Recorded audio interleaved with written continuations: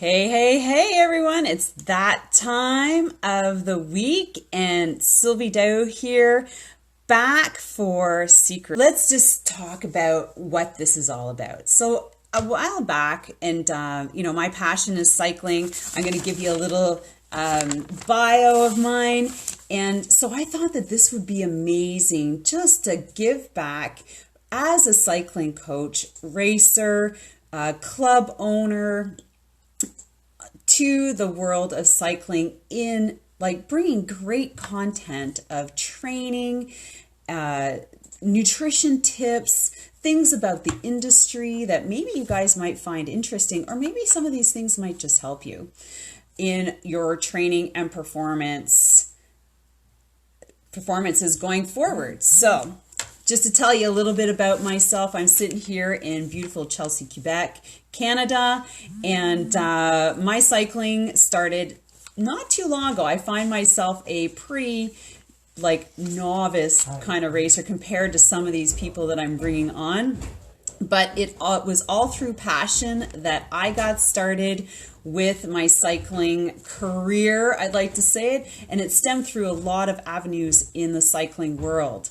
So currently I'm a level 3 national performance cycling coach.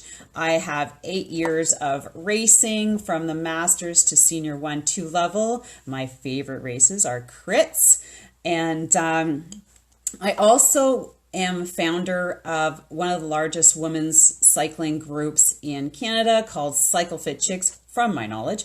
And it's our 10th anniversary. So I'm super excited, pumped about that, because we as a club have lots of fun things going. And I love giving back to women in cycling. Over the last 10 years, I've coached over 800 ladies to become better, confident cyclists, and it just makes me so happy every day to see those ladies becoming into themselves and getting to become one with their bikes. I'm a personal trainer. I had a spinning studio, and that's basically where it all started from 2001 to 2009. I loved it there, and that's what gave me the drive to do a lot of my things in cycling, just watching all my amazing clients coming in and becoming better cyclists on the spin bike. So I'm also now a race organizer, and I'm also a race commissaire, which means a race official. So if you ever go to a cycling race, know that there's a lot of background that happens to make those races safe for the racers, and that's where a race commissaire comes in. And also, if you have discrepancies in your race, we get to hear about it. I also did get on I've been in bodybuilding, so figure and bikini, for the last, since 2004. I can't even count. And I don't know how many of competitions I've done, but I made it to the IFBB national stage in both bikini and figure. So I love to combine fitness, weight training with cycling. It's so important. And I'm also a nutrition consultant and specialize in nutritional timing for athletes. A lot of that needed in here. So I'm just so passionate about giving back, and that's why we're doing this. And I want to invite my good friend Stephen Bentley to the stage. And when we talk about nutrition and training, I'm just going to get him on here, and then I'm going to go through his bio and give you a rundown of what he's all about. So hold on, let me just figure this out.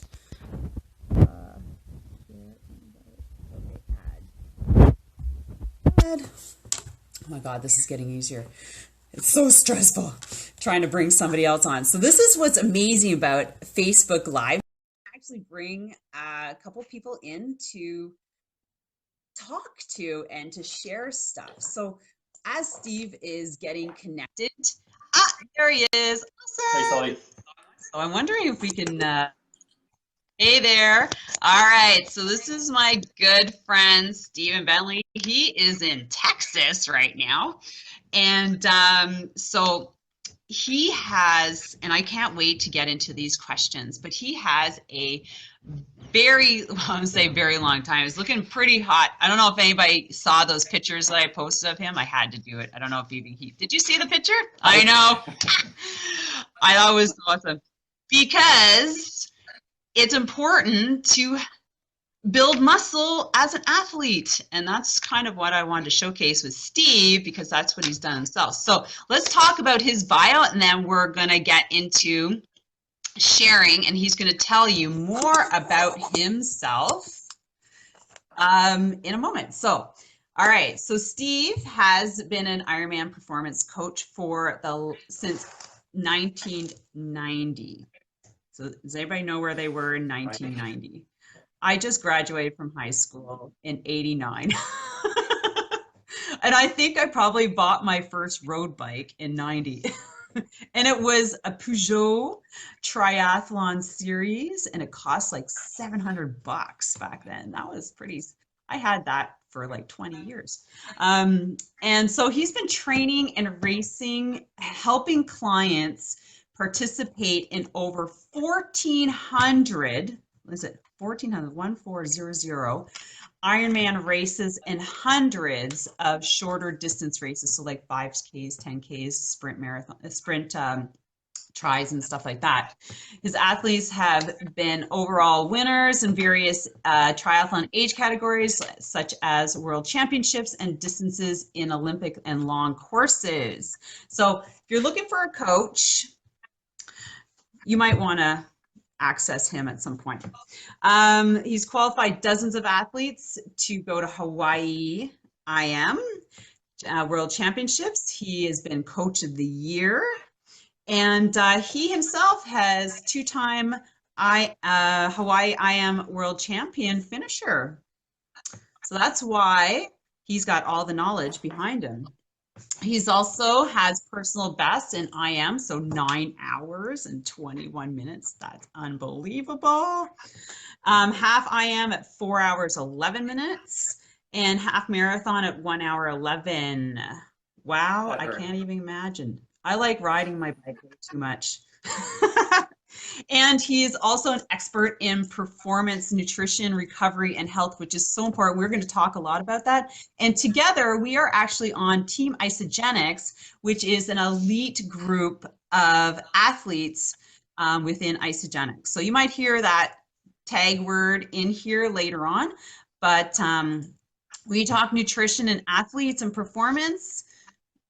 That is where, you know, you want to think about in your nutrition. So let's get to Steve. And so Steve, I want you to give us a little bit, you know, like, how did you get into triathlon? Must have been before 90. Tell us a little bit about that. I graduated high school in 1985. I'm 52 years old now. I just turned 52 about a week ago. And that was a long time ago.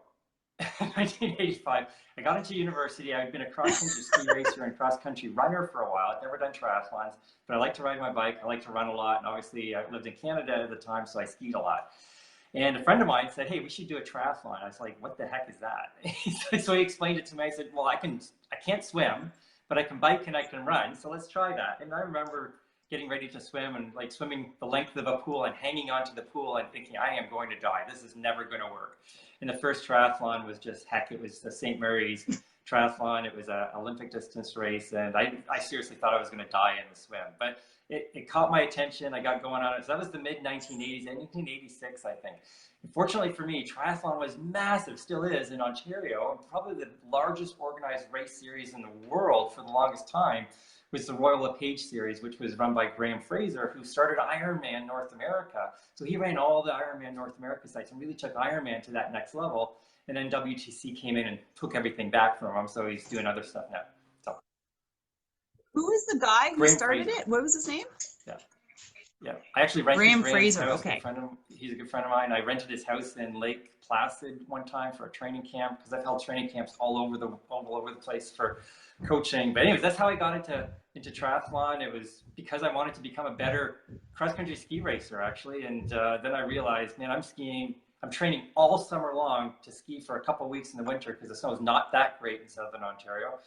And I decided, yeah, I really like this triathlon stuff. I'm getting a challenge from learning how to swim and getting really good at things. So I came at it not from a perspective of being a good swimmer like a lot of triathletes do. I sucked actually, and I got really good at it because of just understanding the focus on technique, which we'll talk about hopefully through this call. But yeah, that's how I got started in triathlons. I loved it, and gosh, I raced in that for decades, and then just switched from that to just the coaching, and now I'm just staying fit and healthy and strong. I'm way a lot more now. I probably, at the time I was racing, I was probably 158. I'm 5'11", so pretty lean. I'm 188 now. I just pack on a lot more muscle because as I get older, I want to be more muscular and not as lean. So anyways, that's my triathlon starting history. Yeah, I tried triathlons. I think you froze on me here. Can you hear me? Oh, there we go. Yeah. He's calling me. So I tried 2 triathlons in my work in my life, and same with you. But I didn't decide. I decided not to pursue it. I sucked in swimming. I hate swim. So and I knew that I was really good cyclist. And my first one, I'm just going to tell a quick story. In the St. Lawrence Rip. Have you ever ridden or swam in the St. Lawrence? Well, in Brockville, they take you out in a boat and they drop you in the middle, and you have to swim 750 meters back to the shore. But the thing is that you have to swim this way, and the current's going that way. So you're like sitting here and you're like going far. And I'm like, oh my God, I was like honestly, one of the last people. This is me. And I got out there but my bike was so strong. The only person that passed me was this old guy. And I was like, oh my God. And I tried to keep up, and I'm like, okay, you got it. And I survived the run, and then that was my career. And then I tried one more, and I was like, no, this is not for me. And I went into mountain bike racing. So there you go. And before we continue with Steve, I want you guys to share this video and actually put questions down below. We'll get to those later because I can see them, and we can present them at the end. We can do a quick Q&A depending on how much time we have. And so please add some questions down at the bottom. All right, so let's move on. Steve has decided he's going to be a triathlon, going to get into triathlon. How did you decide to become a coach? Like, how many years into it did you start putting it out there? I actually didn't want to coach initially. I'm working full time for an environmental engineering company at the time. I went to university for geography, environmental studies, so it was awesome that I got a job in my field. So I was doing that full time, working, I don't know, 60 to 80 hours a week. It's an engineering company, so you work all the time. I didn't have time to train, but I figured out I wanted to train, so I just got really good at getting really efficient. So I didn't train a lot, but what I did worked really well. And people starting to notice my results since they started to ask me for help with coaching. And I'm like, I am way too busy to coach you. I'm sorry. I got my own training. I got my own business, right? I got other things going on. And they said, well, we'll pay you. Just like, tell us how much you want, and we'll give that money to you. And I was like, okay. What am I going to do to stop these people from asking me to coach them? So I thought, I'm going to come up with some crazy number. It's $100 a month for a training plan. They'll never go for that, right? And this lady says, oh yeah, okay, yeah, that's good. I think Connie Cadotte was my first client ever. And she said, and I got some friends who were interested too. So right away, I had 3 or 4 clients, started coaching them, and I got really passionate about it. I just started loving to help other people get results, started enjoying that more than my own performances, which I was doing well at, obviously, from them wanting to learn what I was doing. And my business just grew from there. And it got to the point where I was so busy coaching that I was able to quit my job as a full-time environmental guy, and just did the coaching full-time. So about 10 years later, I just went full-time coaching and did that for quite a while. That's how I got into the coaching. And gosh, like you said, I've helped people get ready and race in over 1,400 Ironman events, and actually thousands of shorter distance races that people add in around outside their Ironman training. So I've had a great time over the last 28 years and helped a lot of people. I've impacted a lot of lives, and it's been a lot of fun. Yeah, I think I hear you. I did the transition from cycling racer to cycling coach. And let's be honest, it's way less painful being a coach Absolutely. than Yeah, being a that's for sure. racer. Because we know exactly all the pain that everybody's going through to train for those races and then the competition and then the recovery. And I'm like, do I Yeah. want to go there anymore? I'd much prefer to help people Yeah. experience Well, and it you're too. probably like me, Sylvie. If you're going to compete and race, you're going to go hard and you're going to try and do the best you possibly can. And I could go into a race now and get through it, but it's not going to be a high performance thing because I'm not training on that. And if I want to go into a race, I want to go as fast as I can, right? I'm just going to keep pushing myself until I get to that point Yeah. where my body wants to break down and stop. And I'm going to try and hold it there for as long as possible. That's not comfortable. It's like that the half marathon I did for it was 1 hour and 11 minutes. That No, was a it's very not. painful hour, like 71 minutes. I don't want to do that again. So, anyways, I agree with you. I hear you. I think about like because with cycling racing, you either have your solo races with time trials, criteriums, road racing, or you get into the multi-day stage races, which is, back-to-back days of racing. So it's not doesn't accumulate an Ironman, but when you have like one night is a prologue, which you basically I'll just like one race. It's Coupe des Amériques, and it's four races over 3 days. And the first one's a prologue, and it's like basically a 19-kilometer ride. So the first like 10 is flat, and the next five is like Hmm. straight up a hill. And and so you start your weekend with that, and it's all accumulated points for where like how you finish. And then the next morning is your time trial. So you have to be ready for that. So that's an all-out effort. And then in the afternoon, it's a criterium, which is another all-out effort, but it's only for an hour, right? But still, it's just taxing. And then you finish off Sunday morning with a 90-kilometer, 100-kilometer road race at full tilt with massive hills, and it's just like by the time Sunday rolls around you're like, ah, I don't want to get on my bike.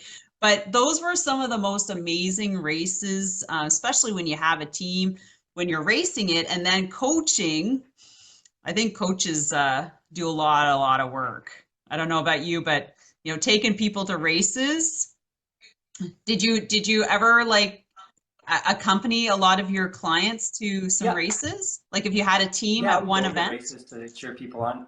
Ironman's a very individual sport. People don't race in teams, so it's a little different than it would be in Yeah. cycling. But there I might go to, say, Ironman Canada, for example, and there might be a dozen people that I'm coaching doing that race. So during the day, I'm busy cheering Yeah. everybody on, helping them understand, what to focus on, keep the main thing, and just running around back Yeah. and forth. It's exhausting watching a race. It really is. So Yeah, I would imagine because I've seen you on Facebook. Like you're like here and then you gotta run there and catch a picture and like do the timing and everything. And I would imagine that if you go with a group of people as an IM, you really do not have them together as a team. Like they are very like, oh, one's over here and one's over there, where is that's yeah, basically probably what absolutely, it's like, for sure. right? Yeah. With a cycling racing team, we're basically all under the Yeah. same tent, warming up together, and either we all start the same race together, which is usually, or it's a time trial and you start individually. So it is kind of a different dynamic, I guess you'd say. So excellent. All right. So we're going to get into some coaching tips. So what are your five training tips that you can give an athlete to help them improve? So if you were to Hmm. narrow it down, and because there's three different elements of IAM or a triathlon, how would you break it down for five good Yeah, tips? you know what? I think with that, it's kind of, I'm going to give you the general kind of overall thing because nothing's specific. People, I think, focus too much on the specifics of things and they miss the plot of the whole story that they're trying to write for themselves.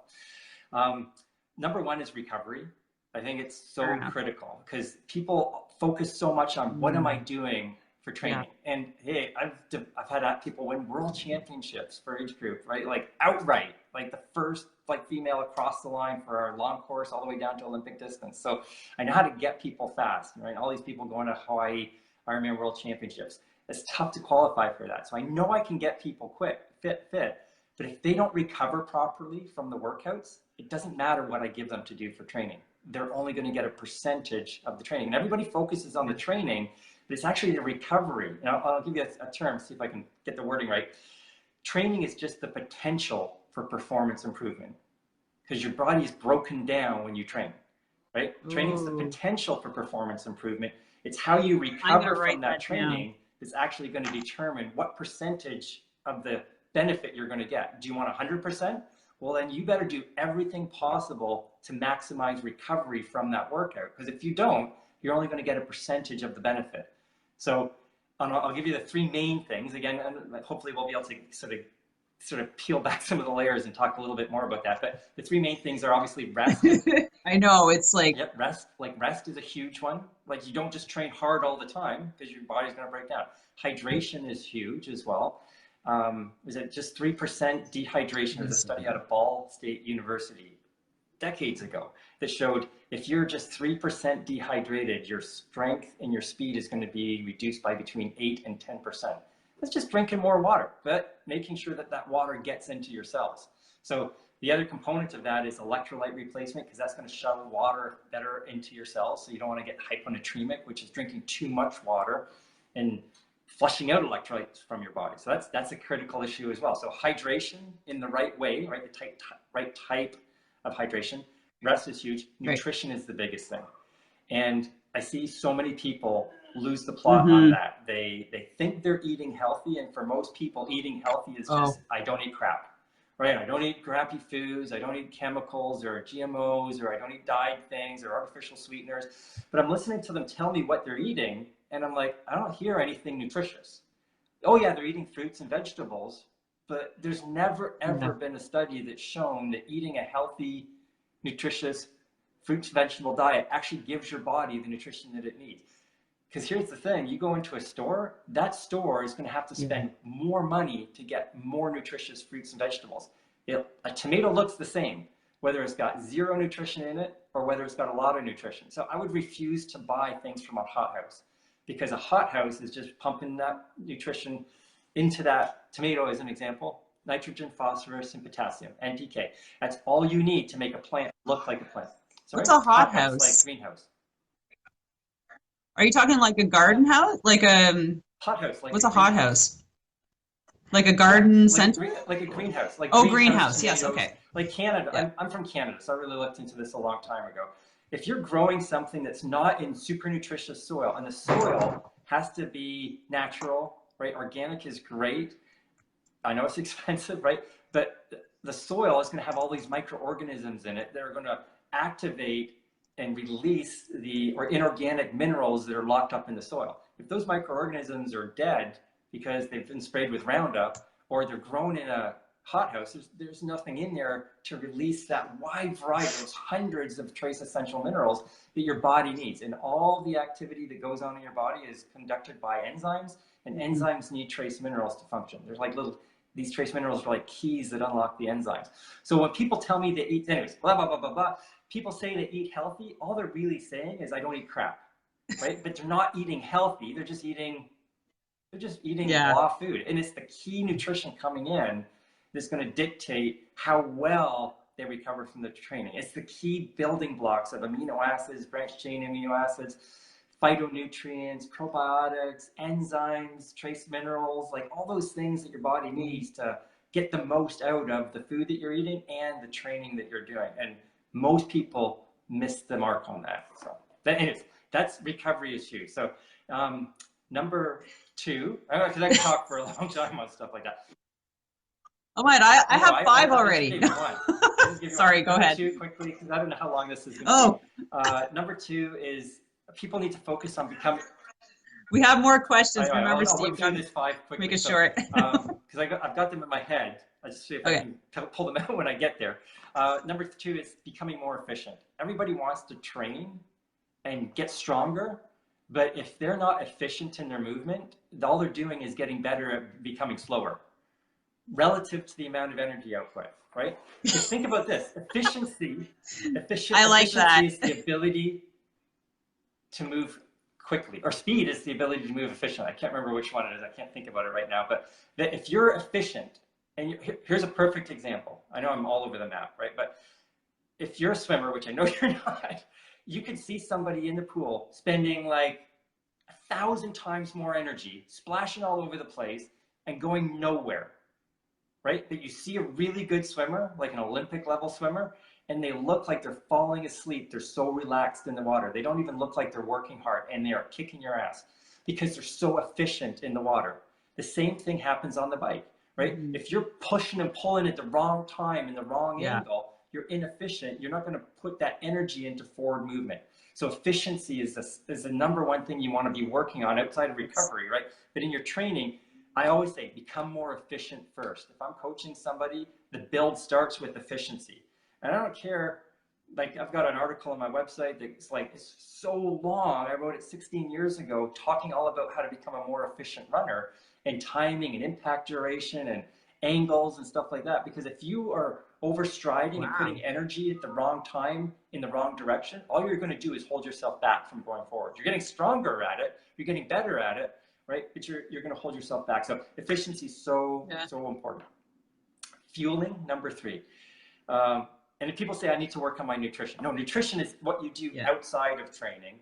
Fueling is what you do inside of training. And oh gosh, I could talk so long about this stuff. But basically what you want to do is you want to come up with a lower window and an upper level of your window.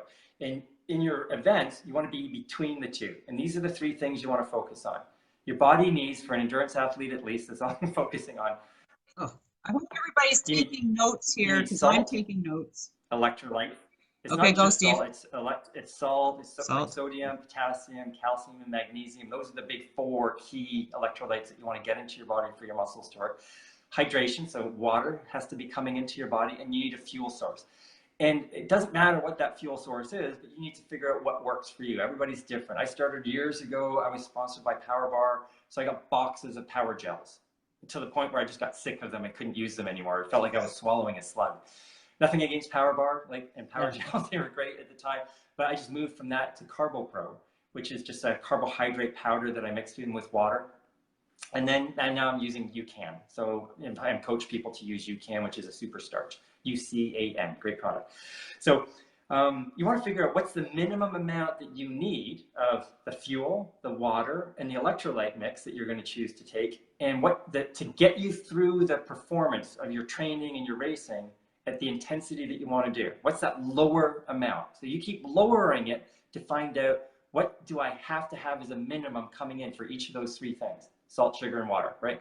And then just to be able to output enough energy, right? To be able to sustain the effort that you want. Like that race where I did 1:11 happened a little while after a half Ironman that I did 1:17. And the race that I did 1:17 in, I ran out of energy because I mistook how many gels I had around. And instead of taking a gel every 20 minutes, I had to take one every 30 minutes. And it impacted my speed because I didn't have enough fuel to maintain my output of energy, right? And at that level, I'm going as hard as I can for an hour and a quarter, right? If you reduce the amount of input, it's like throttling back the gas going into your engine. You're trying to go faster, but you're not giving it enough gas. You can't, right? So you want to figure out what's the minimum amount that you need. Exactly. Right? And you can just keep lowering it at that intensity from subsequent workouts, not the same workout, because you need to do the same thing through the whole workout. And then what's the maximum amount that you can handle? Because here's the thing that holds most people back in triathlon, Ironman specifically. It's not their fitness level. It's their fueling for the day. They screw that up, and then they can't process energy through their body, and they get bloated and they're miserable, right? They bonk, they get cramps, or they're dehydrated and get heat stroke. So you got to figure out, what are those 3 things: the salt, sugar, and water. What's the minimum amount you need? What's the maximum amount? Does that make sense? Okay.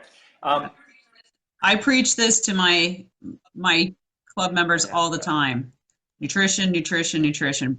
I mean, we're just riding, right? But the thing is that a lot I see, and when I go out for rides, I look at everybody and I kind of ask, what are you bringing for food? And it's like, oh, I'm okay. I'm like, you're not okay. Like, we're going for, an hour to the spot. Like, what did you have? Anyways, but I think that, it's so important. And I preach and people roll their eyes. I'm like, you have to do it. Like if you want to be, move forward, you have to put food in your and body, practice, period. and just practice So, it. all right, Yeah, and you have practice two it to more? make sure that they get it. Like, because here's the thing: Yeah, that's great habits, what building works on one habits. day with the heat and humidity of that particular day is not going to work the exact same way on another day, right? Like you might practice it at a Yeah. certain temperature, then you get to the race and it's like 20 degrees hotter than you're used to. That's going to be an issue.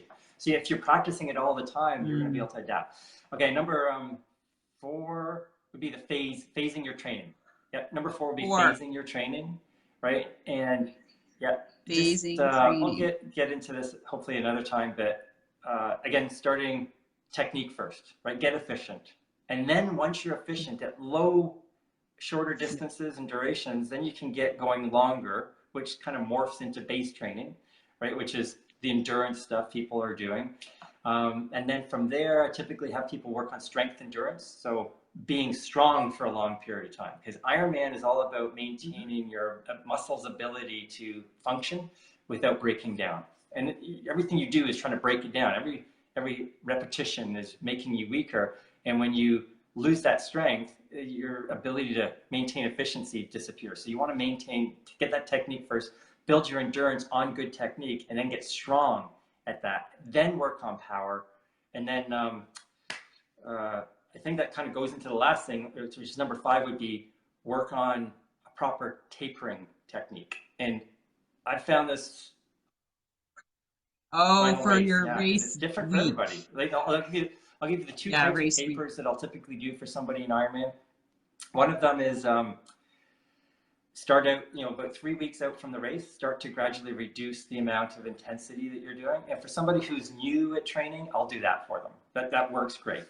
Because the second one that I would do will freak them out. Right? But the second one works better for people who are more experienced. This is what I would do for myself, for people who have been training for a long time. So the first one, just gradually reduce your training over those 3 weeks till you get to the point where the week before the race, you're doing a bunch of workouts, but they're all short, higher intensity, but not going to stress you out. But 10 or 12 days out from a race, there's no workout that you can really do that's going to be that effective for somebody that's just starting, because they're not going to recover quickly enough. The best type of Exactly. It's like cramming for a race.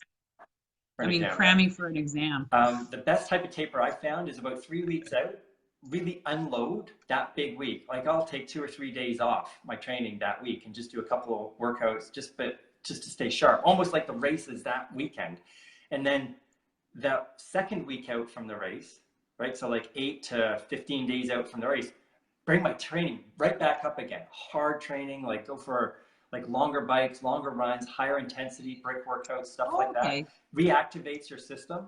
And then the week of the race, do that short, quick stuff. And you'll be fresh and you'll be recovered and you'll be strong and you'll be ready to go. A lot of people who are better and they're trying to get better performance, if they start tapering too far out and they come in, the race reactivates them. They don't have a great race, but they feel great a few days later. Right? So I want to do that. I want to recreate that a week out from the race, like a week to 2 weeks out from the race, get that reactivation in, and then a quick little recovery right before the race, and then hit it, and it works great. Oh, yeah, that's what we do for roads racing. Yeah, it's a peak week, peak month, and then, actually. I'm gonna add in one more thing, and that's like lose excess All right, fat, add one more. I see so many people. They're so concerned about aerodynamics, and I got to get the lightest carbon this and the lightest carbon that, and I need this wheel and this deep dish disc wheel. Dude, if you're not going over 30 kilometers an hour, your aerodynamics are insignificant, right? Like that's 18 miles an hour down here in the US and 30 kilometers an hour anywhere else in the world.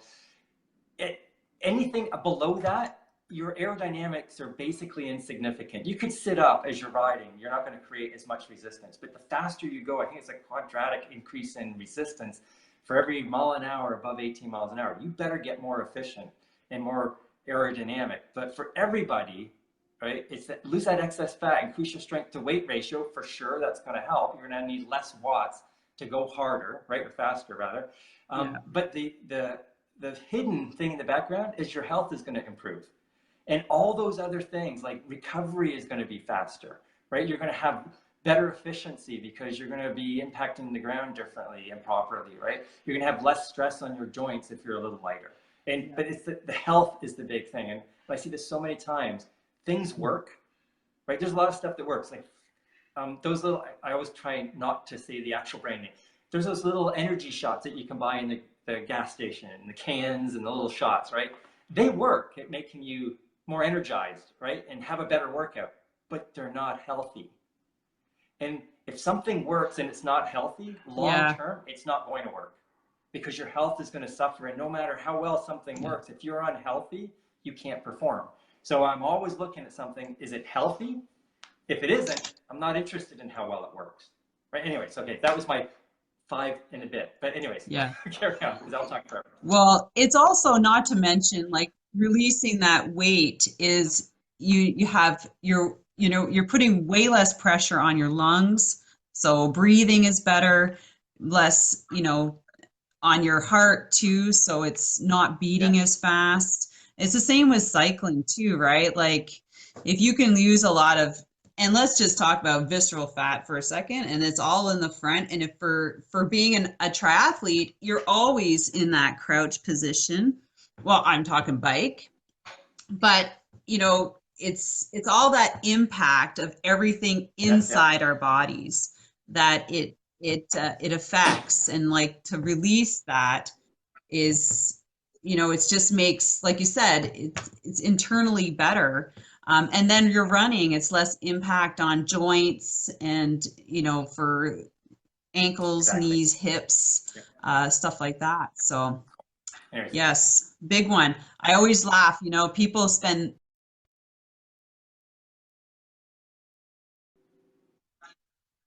on, lighter wheels and lighter bikes. I'm like, just take that money and help yourself get healthy. It'd be impact your sport way more. All right, so let's move on to what are the 5 common failures. And I think you probably actually touched on most of them just before. So you can just name them. So, that you see triathletes doing. Yeah, you could say the opposite of what I said to do, right? But there's, yeah, that's what I'm saying. It's kind of like the opposite.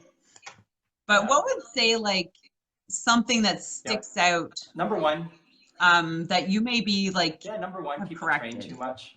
They put in too many junk miles that aren't really serving them. And hey, if you're just getting started and your performance, again, because I'm a performance coach, so I'm trying to get people as fast as possible. But if you're just trying to get into it and have fun, go out and do what you want, right? Hey, that's totally cool. Nothing wrong with that. I'm not saying there's anything wrong with that, but if you're looking for better performance, get focused with the training that you do. If it's earlier in your career and you're serious about this, you got to put the volume in to create that base of training. Hopefully you've done the technique work first so that base is efficient. But I think people generally just train too much. Number 2, they train too much in that kind of gray zone. I'll give you a little quick story too, but there's massive benefits from training what seems like way too easy, and awesome benefits from training at a level that you think you're going to die, right? It's like so hard. But most people spend way too much time in that kind of gray zone. They're never doing anything easy, and because of that, they're too tired to do anything really hard. And I remember I was in Hawaii one year getting ready to watch Ironman Hawaii, and I was going out for a long bike ride. I was going to do the Ironman bike course, and Greg Bennett, at the time, he was the #1 Ironman or ITU Olympic distance triathlete in the world. Super fast Australian guy. Awesome guy. Just retired like a year ago from racing. He's had an amazing career. And I'm not going to butcher his Australian accent, but he said, hey, mate, can I come on a ride with you? Right? And I was like, Greg, you're way too fast for me. I can't ride that far at your speed. Sure. He goes, dude, you're going to be too fast for me. I'm going to go so slow on my ride. I'm not going to do the whole thing, but I'm just going to go for like maybe 3-4 hours. I know you're probably going to do the whole thing. It's going to take you 5 and a bit, but you know, can I come out with you? And he said, like, seriously, it's going to be slow. So here's the number one, the fastest triathlete in the entire world for years. And I got start riding, and I'm like, after half an hour, 40 minutes, I'm like, Greg, I am so bored. Like, this is so easy, right? Like, I almost feel like I can't stay on my bike. We're going so slow. I'm like, feel like I'm tipping because it's always windy there, right? So you counteract the wind by going faster. Is this a zone 1 ride for him? Would this be a zone 1? Like he's like out. Dude, it was zone like 1. 0.2. Slow ride. So easy. So we're talking about it, and he's like, yeah, like it's just all aerobic conditioning. I'm trying to get extremely good at processing oxygen, accessing fat for fuel. Most people go way too hard, and they're not able to do that, right? So it was really enlightening, and I did that really early in my coaching career, and it really helped change a lot of things that I was doing with my athletes, and it worked great. So most people just train too much in that gray zone, is really to say that. The next thing is that people race too much, right? And I have athletes even now that they just want to race all the time. Yeah. And that's okay, but I'm going to say pick 2 or 3 key races. Well, no, they're all important. Well, you're going to be kind of like in the gray zone. You're never going to be able to go top speed if you want to be going fast in all of them. So you're going to do okay, but you're never going to do great. It's impossible. Yeah. So pick 2 or 3 races, and then I'm going to train you through the rest of them. Yeah. Because I can't taper you down for every race that you want to do and get the training in intensity that you need to be on for those key races. So people need to back off the amount that they race, or at least the focus on most of the races that they do if they're racing a lot. So. Yeah. I had a conversation with a young girl about this because she's like, "Oh, I'm racing here and I'm racing there." And I was in conversation about like nutrition. And then I asked her, I said, "So when is your downtime? Like, when do you take time off to recover?" And she's just like, "What are you talking about?" I'm like, "Well, when do you not race? Like, do you take a season off?" You know, because she's just like, "I'm racing here." And I get she's young and she, you know, you want to do everything every weekend. And I was like, but when are you taking a season off to fully recover? And I was like, and what is your A race and what's your B race? You know what I mean? And it was just like, it was like the weirdest question to her. I was like, well, when are you gonna give your body a break? Sure. If you don't, it will give you a break. It will force the break on you. I know. And I've seen plenty of athletes where that's happened, where they lead up to a big race and about 3 weeks out, they're so sick, they can't even compete. I'm like, well, that's why you don't train 10 days in a row and do brickworks every day. Yeah. You know, like your body's going to shut you down and you can't do anything about it. So, yeah, overtraining. I love having that conversation. Number 4. All right. I think people, they worry too much about things they can't control. In Ironman, this is huge because typically you're spending a lot of time and a lot of money to get to this race. And it's a big deal, right? And there's a difference between worrying unnecessarily and just being anxious. Like, I've raced for decades and I was never not anxious in going into a race. Always anxious, right? Nervous, anxious, scared sometimes. And as soon as the gun goes off, I'm fine because I'm focused, I'm intentional about what I do. And I dealt with the things that most people worry about constantly leading up to the race, and I responded to them in my head. And I did this. So, you know, I have a smartphone now, so I would put this on a smartphone. But what I would say to people is, when you're going to bed at night, say weeks out from the race, write down all the things that are causing you worry. Like, what if this happens? And what if that happens? And what am I going to do if this is an issue? Or, oh, I need to remember to do this. And they lay in bed, not sleeping, worrying about all these things that they can't control. Write it down, right? Type it into your phone or write it on a book. And then the next morning, deal with it. Come up with a solution. Like, what happens if you hit a dog when you're on the course and you crash, right? I remember giving that example to a guy that I was coaching one year for Lake Placid. Doesn't he hit a dog Dog runs out, pulls away from his owner, runs in behind his front wheel, and his chain ring cut through the back of the dog's neck and killed the dog. Seriously, this happened. He goes flying through the air, crashes, breaks his handlebars, gets knocked unconscious. And this is an extreme example of maybe it was a bit too much, but he was focused, is my point, right? He comes to because we talked about this. What happens if you hit a dog? He goes, I'm going to get up and keep going. I go, good answer, right? So he gets the ground, gets knocked unconscious, comes to, he goes, I got to go. Hops back on his bike and takes off. Like, dude, guy's name was Dwayne. Are you serious? Guy's name was Dwayne, rock star. Finished the race, had a great day, right? Because he didn't let that knock him off his game. He didn't worry about it, right? What happens if you get a flat in the transition area? Have a spare tube with you so you don't have to pull the one off your bike. Yeah. Now you're worried about, well, what if I get a flat on the course, right? Like, come up with a listing of all the things that are going to potentially happen to you before the race. Figure out how to deal with them. So when the race comes, you're calm and at peace because you know what to do. Because there's only 3 things you can control. Only 3 things you can control on the race. Yeah. Your fueling, your pace, and how you feel about what's going on. Right? Your response to that mental outlook. Yeah. Everything else you have 0 control over. You can't control the weather, the wind, the rain, the temperature, somebody cutting you off, somebody drafting, a marshal giving you an improper call, or maybe you were drafting and you get a drafting penalty. You can't control that stuff, right? You can control your pace and positioning, I guess, in relation to drafting, your fueling, and your mental outlook of the day. And I'll tell you right now, it's going to be a shit show. You're going to feel crappy. It's going to get bad, right? But hang on, because in a little while, it's going to feel better again. And this is your mental outlook. And when you're feeling great, don't worry. In a little while, you're going to start feeling shitty again, right? It's just this constant roller coaster. How are you going to deal with that is so important for your performance, because the fueling is going to dictate how your body responds to what you're putting into it and how hard you're asking it to perform. And you're going to look around in a race, and anybody that's done an Ironman can attest to this. 90% of the people around you look like they're being punished. They're so miserable looking. They're bloated, they're miserable, they're complaining, they're whining about this, they're whining about that. They've already lost the day and they haven't even finished the race.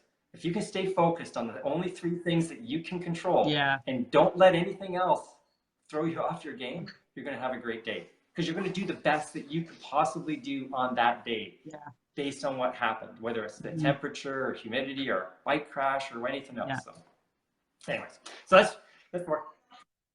I think it's also important, and it also seems like that guy, you know how you've heard, like, when you think what you think about comes about. It's like you probably thought about that dog thing happening so much that actually he brought it to fruition, but he made it through, and that's kind of, oh my gosh. Anyways, but that's good, because the dog. But I think as athletes, we also need to know things about our bikes too, like how to change a flat. And that comes, from us too, as if you're going to compete, you should know these, like, there are certain skills that should be put in place and you should know about. All right, so let's move along. And did you put your number 5 out there? Okay, sorry. Kind of related to what I talked about initially on the first things on tips, right, to do, which is nutrition, is like related to the whole recovery thing. Get your nutrition figured out. And I'm not talking about the fueling that you do during the event, right, or during your training. I'm talking about the nutrition that's going to get your body dialed in. What are you putting in your body to allow it to recover from the training that you're doing? And what are you getting out? I know you and I do a cellular cleansing system that I think is amazing for athletes, because it brings them back into balance and gets rid of that. Not only does it get rid of that excess fat that's holding them back from, an optimal, weight, right, for their strength to weight ratio, but it's also getting rid of those impurities that are holding them back from optimal recovery and health, and holding on to excess water. So there's so many great things, and I don't care what system you use, but do something that's going to get a better quality of natural nutrients into your system. Get rid of the things that are holding you back and making it harder to access fat for fuel, right? Because that's another thing that I like to help people do through fasting days and training through that, is to be able to access that fat for energy, so that you rely less on an input of carbohydrates for your fuel and you're able to access more of that innate fat energy that you've got in your body. Because, when I mentioned I was 158 when I was racing, I had about 10 pounds of fat on me. That's 35,000 calories of energy, potential energy that I could access. And I was 4.5%, 5%, 6% body fat, right? Very lean, very lean. And that's 35,000 calories of energy that I've got on my body that I have the potential to access if I'm fat adapted and I can go after that fat. But if all I can do is rely on carbohydrate energy, right? Then the most I can store in my muscles and liver is about 2.5, maybe 3,000 calories. And then the most I can put in my system each hour is maybe 400 without getting sick. And if you're in an Ironman where it's like 9, 10, 11, 12 hours long, the math doesn't add up, right? You have to put in too much energy to get your body what it needs if you're relying just on carbohydrates. And then you run the risk of getting digestive issues, which is what happens to most people. So figuring that out by getting the nutrition in, allowing your body to recover properly. So many great key things, like Michelle, my wife, for example. Perfect example of somebody. You had her on recently for an interview. She had a great awesome interview. Story.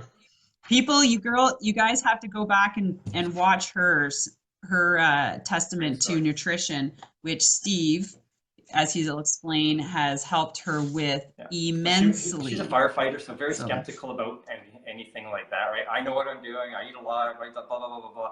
But she's a great athlete, but she had this extra 10 pounds on that she just couldn't get rid of. And in 2 weeks, with switching her nutrition around, that weight came off, right? It was inflammatory water, some excess fat. Yeah. She lost 3 inches off her waist and 4 off her hips. Man, it's like immediate increase in health and recovery. Those are the key things. I know. She said it happened in 2 weeks. Yeah. I was like, just switching things up. She thought she was eating healthy. She wasn't eating crap, but she wasn't getting the right things in to provide her body what it needed and get the things out. Anyway, so that's kind of, those are the 5 things most people do wrong.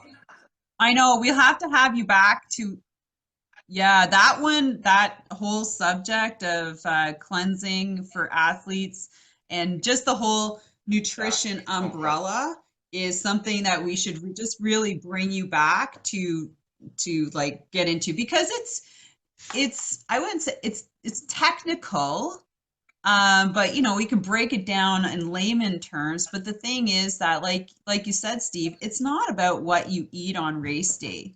It's what you eat all the other days leading up to, and I'm not even talking about the week leading up to. I mean, how you eat before you train, during your train, after you train, and after your race are so compellingly important that a lot of people just focus on what kind of jelly beans they're going to bring or blocks they're going to put on use for their race, and I'm just like, oh my God, like pumping your self full of sugar. It's like, you have to have something better.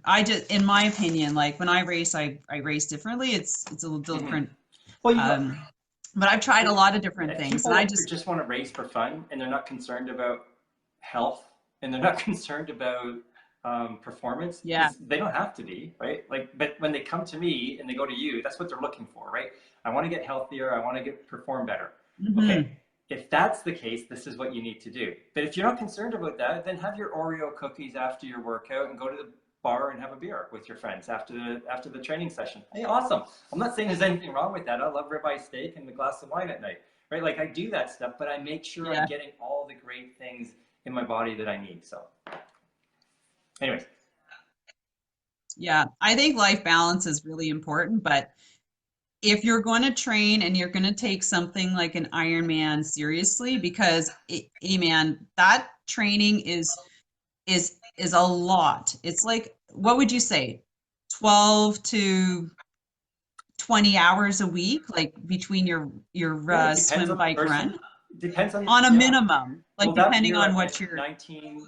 Yeah. The year I went So 9:21, think of that race. My average hours of training for the 4 months leading up to that race was 13 and a half, which is really small. Really small. The biggest week was 18 and a half. Right? Yeah. I won my age group that year, qualified for Hawaii, had a great race. It was one of the top 10 times at that point for that race, for that age group ever. So I went fast. But that's not much training compared to what most people would do, right? So No. most people are training a lot, but here's the other component Yeah. of it. Not only are you putting a lot of time into that, but you're taking a lot of time away from your family, right? So I find a lot of Exactly. people, they just focus on me, right? What I'm doing, but they don't think about the sacrifice with their kids and their spouse, to allow them to do that. And Hmm. from my perspective anyways, you owe it to yourself and them to do the best that you can in terms of improving your health and your performance to get the most out of the day. Because if you don't, the chances of you going to that race and having a bad experience are dramatically increased because you didn't focus on some key things that would make the day a lot more enjoyable. Because no matter how much you think you just want to Yeah. go and have fun, if you don't have a Hmm. good race, you're not going to be that happy. So anyways. Yeah. And I think this is where it becomes, because you train more Mm-hmm. efficiently. It's not necessarily quantity or quality. No, quantity, it's quality.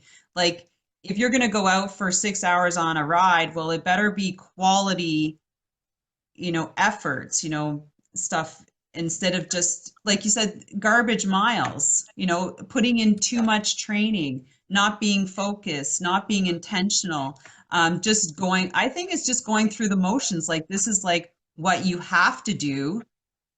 Like Yeah. everybody's doing this, but if you did it smarter, Mm-hmm. not harder, then, because like for cycling, you want to get good in the hills. You don't do laps in, like, I'll just give the example here in the Gatineau Park, lots of hills. It's a loop. You don't do laps of that. You go to a hill and Yeah. you do hill repeats and you leave and you go home. Like you warm up, you do 5, 10 repeats, but they're quality and they're hard. And then you ride home and that's it. And that's how you No, become for sure. faster. It's not going around, you know, and I love it. Like, all right, so we've almost hit the top. Okay. We've almost hit our hour, and this is amazing content, everybody. Like, please share this. Put comments down there. I see we have some I can questions, jump out. and what I what can, I'm going to do is I'll I can contact in you and one I'll minute I answer can them. answer Monica's two Oh, questions that yeah. I saw that came up. Because number one, yeah, yeah, Okay, number go one, for she it. asked, "What's your advice for a first-time racer?" I just like have fun. Don't get all worried about all the stuff that I talked about, right? Because that's just going to Yes. overwhelm you and you're not going to enjoy the experience. Just go have fun, right? Be Hmm. safe, right? Do the training that Yeah. you think you're going to need to do to get through it, but don't worry about your performance. Just go out there and have a good time, and then try and go a little bit faster the next time by starting to incorporate some of these things. Don't try and do all of it all at once. I've spent almost 30 years, well, 30 years counting on my racing as well, doing all this stuff. So it's just how I think, but don't worry about that just yet. Number two, she asked a great question. Can you lose weight and train Yep. simultaneously? Yeah, you can train, but you can't train effectively.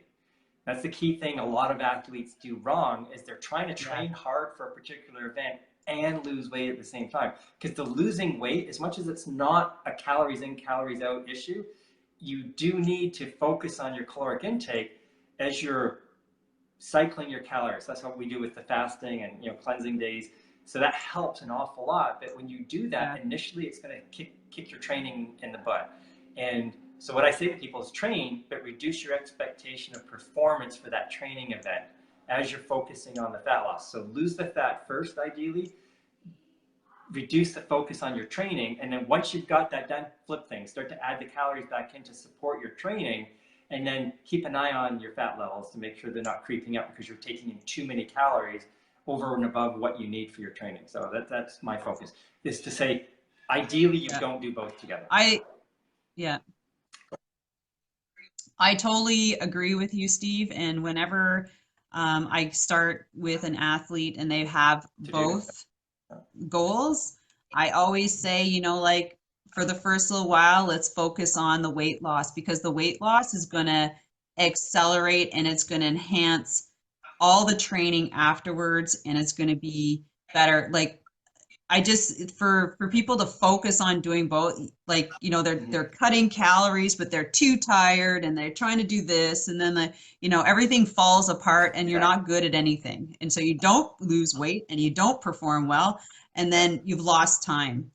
So I agree with you. I'm like totally focus on weight loss first, and then thanks, Monica, and then move into competition, or like just move into whatever fitness goals you have. You know, because a lot of people talk to me about you know, hitting the gym. Like, I want to lose weight and I want to hit the gym. I go, whoa, let's just, for the first month, let's talk about, you know, good food habits, good routine, releasing some weight. You're going to get more energy, and then let's hit the gym, or let's hit, you know, or amp up your training, or whatever it is that you want to do.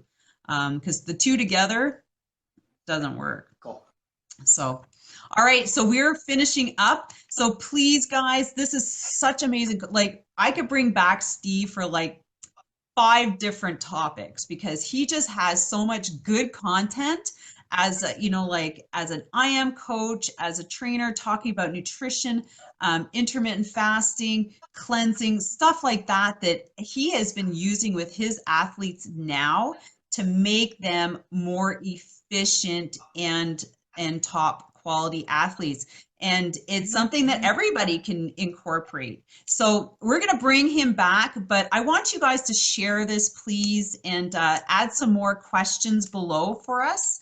And we're going to answer those probably directly to you. And because I see that I can't add any advice underneath comments. So what I do is I just get back to you personally with your question and answer it that way. Or Steve, you can find him there too, and share it along. So Steve, one last tip, just one. Have fun. One. Just one. Yeah, one. What would you say? Have fun and enjoy your Have one. fun, enjoy your life. You're out there to enjoy yourself, and if you don't, you're gonna finish the whole thing and look back and go, oh, I missed such a huge opportunity. Yeah, maybe it went fast and you did well in your races, but if you didn't take the time to enjoy things and then meet people and share that experience with the people close to you and the people that you could potentially meet, you're missing out on a massive part of what racing and performance and, you know, just competing in these things is all about. So I know it sounds kind of lame, but it really is. It's one of the things I look back on a lot of my races, and I think about how focused I was, and I think, man, I wish I had more fun in some of those things and looked around a little bit more. So anyways, hopefully that was useful. But I hear you. I think that's a really, really good tip, Steve, is have fun. Have an awesome day. Thanks so much for leading the way, for helping everybody live a healthy, performance-focused life. You're awesome, and it was great to be here to chat with you today. Well, thank you again, Steve. Like I said, everybody, I'm so blessed and grateful to have such great friends that I can bring on and share things and share the life of cycling and triathlon to the world. And so please pass this along. We're going to have a lot of other great athletes, coaches, people in the industry that you're going to learn from. And it's just so much fun to bring this type of information to the world. And have an amazing day, and happy training this summer. Bye. Thanks a lot, Steve. Bye, everybody.